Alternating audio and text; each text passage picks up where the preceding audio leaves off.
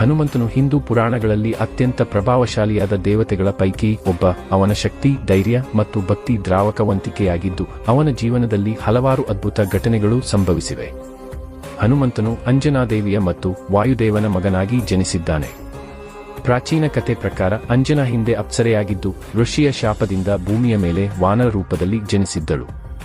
ಆ ಶಾಪವನ್ನು ನಿವಾರಿಸುವುದಕ್ಕಾಗಿ ಅವಳು ಭಗವಂತ ಶಿವನಿಗೆ ಗಹನ ತಪಸ್ಸು ಮಾಡುತ್ತಿದ್ದಾಗ ಅವಳಿಗೆ ಮಗನಾದ ಹನುಮಂತನು ಹುಟ್ಟಿದನು.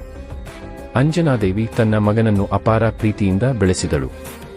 ಅವನು ಬಾಲದಲ್ಲಿಯೇ ಅಪಾರ ಶಕ್ತಿಯುತನಾಗಿದ್ದು ತನ್ನ ತಾಯಿ ಮತ್ತು ಇತರರಿಗೆ ಶಾಂತಿ ಮತ್ತು ಸಂತೋಷವನ್ನು ತರಲು ಪ್ರಯತ್ನಿಸುತ್ತಿದ್ದನು. ಹನುಮಂತನ ಬಾಲ್ಯದ ದಿನಗಳಲ್ಲಿ ಅವನು ಅತ್ಯಂತ ಕುತೂಹಲದ ಹಾಗೂ ಚಪಲತೆಯ ಭಾವನೆಯುತನಾಗಿದ್ದನು.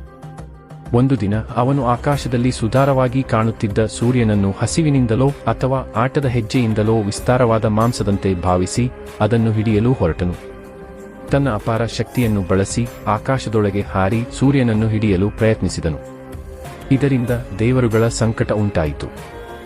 ದೇವತೆಗಳು ಇದನ್ನು ಗಮನಿಸಿ ಹನುಮಂತನನ್ನು ತಡೆಹಿಡಿಯಲು ಮುಂದಾದರು. ಅದಾಗ ದೇವೇಂದ್ರನು ತನ್ನ ವಜ್ರಾಯುಧದಿಂದ ಹನುಮಂತನ ಮೇಲೆ ದಾಳಿ ಮಾಡಿದನು. ವಜ್ರಾಯುಧವು ಹನುಮಂತನ ಮೇಲೆ ಬಿದ್ದಾಗ ಅವನ ಹನು ಅಂದರೆ ದವಡೆಯ ತುಂಡು ಹಾರಿ ಬಿದ್ದಿತು. ಹೀಗಾಗಿ ಅವನಿಗೆ ಹನುಮಂತ ಎಂಬ ಹೆಸರು ಸಿಕ್ಕಿತು, ಅಂದರೆ ದವಡೆಯಲ್ಲಿ ಗಾಯಗೊಂಡವನು ಎಂಬ ಅರ್ಥ. ಈ ವಿಡಿಯೋ ಇಷ್ಟ ಆಗಿದ್ರೆ ಸಬ್ಸ್ಕ್ರೈಬ್ ಮಾಡಿ. ಮುಂದಿನ ವಿಡಿಯೋ ಅಪ್ಡೇಟ್ಗಾಗಿ ಬೆಲ್ ಬಟನ್ ಒತ್ತಿ. Thank you.